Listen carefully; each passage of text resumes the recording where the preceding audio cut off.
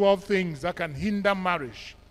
So when you hear that they are calling the banns for the marriage of this man and this woman, these are some of the things that the church is looking to see whether these people whose banns are being called, whether they are free from all of this. The first is the age.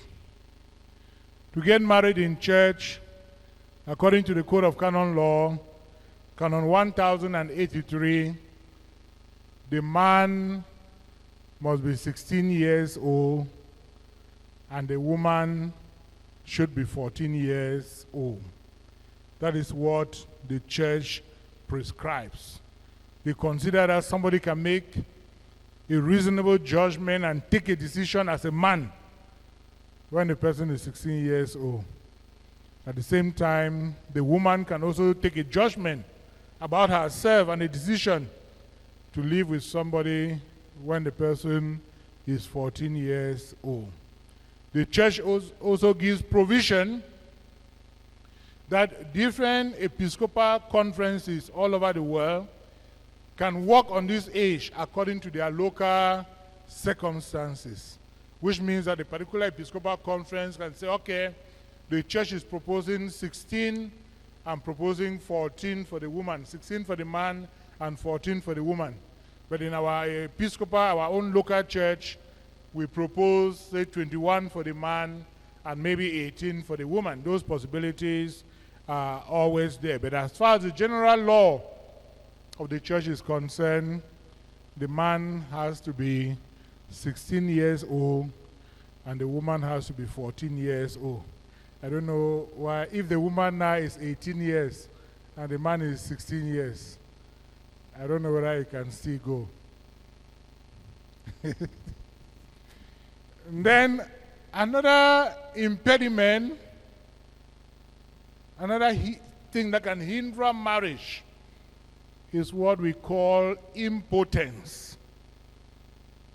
A man who cannot perform the sexual act. A man who cannot perform the sexual act. You cannot get into the marriage without performing the sexual act. So if you are impotent, then you cannot get married. That is an impediment. Because the sexual act is part and parcel of the marriage. So the inability to have sexual intercourse on the part of the man or the woman, a permanent condition existing before the marriage, either absolute or relative, this will make you not to be able to enter into marriage. Another reason may be a prior bond. A prior bond means that word, that you are already married to another man or another woman in the church. And then, because of that prior bond that has been established already, you cannot enter into another bond. Then another one is what we call disparitus cultus, the disparity of cult. I want to talk about the disparity of cult. What are we referring to?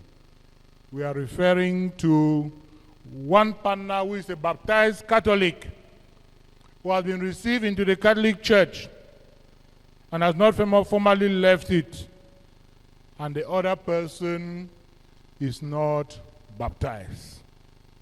So that is the impediment of disparity of cult. That if somebody has to get married, that becomes an impediment that has to be cleared before the person can get married.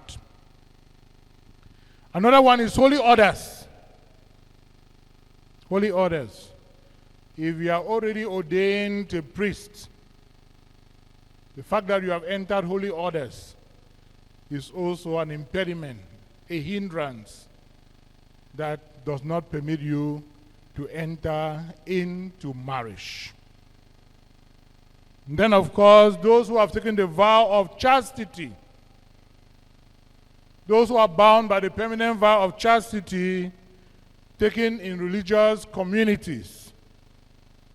Once you are already taking that permanent vow of chastity, you cannot enter into marriage. Then there's another situation they call abduction.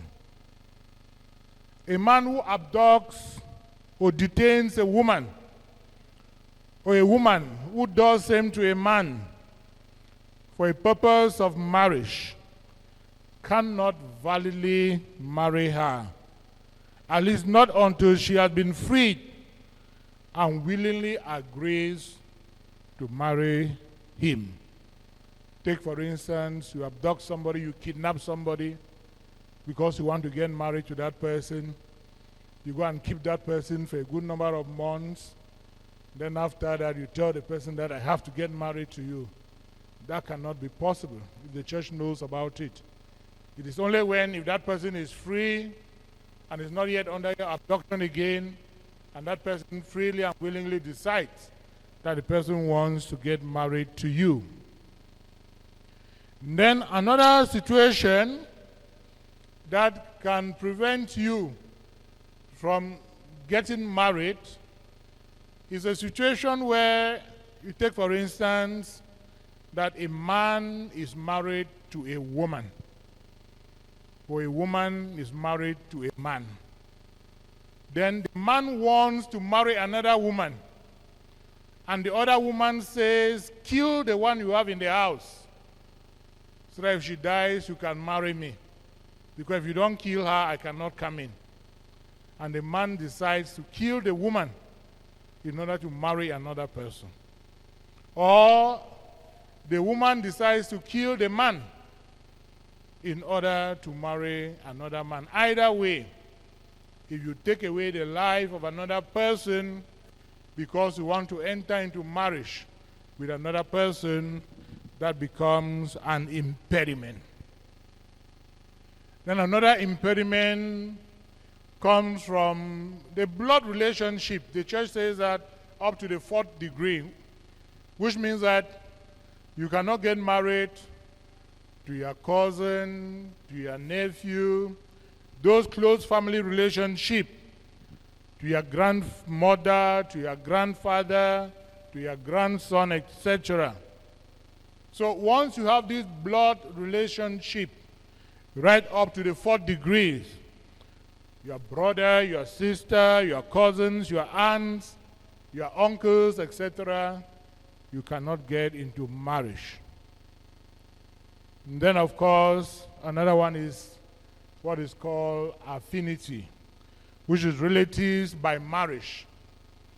All degrees of the direct line, the ancestors or the descendants, a man cannot marry his former wife's mother or daughter, nor a woman her former husband's father or son. So there is an impediment as far as relatives marrying each other is concerned, just as blood relationship is concerned. And then, of course, there is also what we talk about public propriety. Those who have lived together in an invalid marriage or in public concubinage may not in the future marry one another's blood relatives in the 1st degree of the direct line. And the example is like what we are talking about, affinity, like you getting married to your mother-in-law or the daughter of your this or that. So those situations are also taken into consideration. Then there's also what we call adoption. You can adopt a child to be your child, and you are staying with that child in the house. Legal relationship resulting from adoption at all levels cannot also be allowed by the church. An adopting parent cannot marry the adopted child, nor may the adopted child marry brother or sister in the family. because that child that is adopted is already considered like one of the biological children as far as that family is concerned. So with the impediments, these are some of the impediments that the church reminds us about. And when we are talking about the bans for marriage, what the church actually wants to know is whether these bans that are being called, that A wants to marry B, and that B wants to marry A, if there's anything you think that can make this marriage not to move, you can come up and see the parish priest. This is what the church is looking for. For if you know any cases of this nature, you can bring them up and you talk about it. And if the parish priest listens to it, then the parish priest will know whether it's a case that needs a dispensation. Then the parish priest now will write to the bishop in order to give that dispensation to remove that barrier so that the marriage should take place.